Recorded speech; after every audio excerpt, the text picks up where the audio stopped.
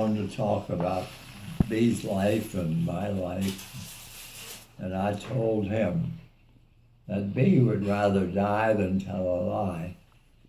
She would not lie. And I said one time I lied, and she never forgot it. Of course not. Even a year ago, she said something about the lie that I told. And I told Dr. Sonneborn that I would lie to save my life on the telephone. And he didn't say I wouldn't or I would. He just said, but he never said. And yesterday afternoon, I was here alone, sitting at the kitchen table, and he called me to see how I was after the Mass, not physically, but what my demeanor was. We talked. In 1978, Bea and I were in a cart, and my best friend and his wife were in a cart behind us. And Beth drove the cart all the time, and his wife. Was it Betty? Was it Betty? No. No.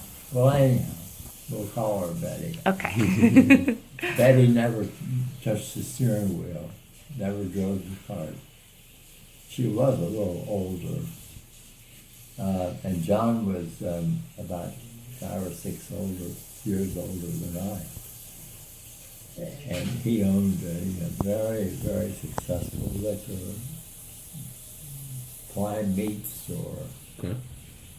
And he made a lot of money.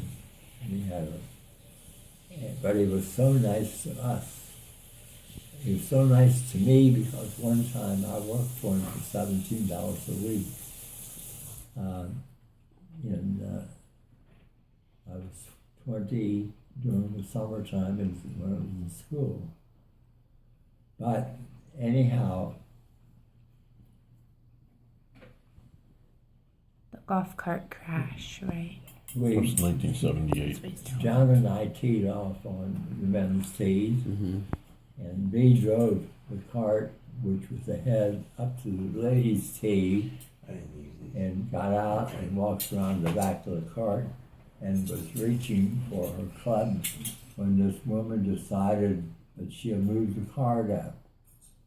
So she got behind the steering wheel and she pushed down the accelerator, and she never took her foot off the accelerator and crushed Bea's leg between the two bumpers of the cart. She hit, and it threw Bea to the ground, and I quickly laid down beside her on macadam cart path. And Bea said, "Is it broken?" And her leg was like that, halfway between the knee and the ankle. Ooh. And the blood was pouring out. And John grabbed the cart and went toward the clubhouse to call to get an ambulance. The other guy was playing with and took his wife with him. And Bea and I stayed there until the ambulance came.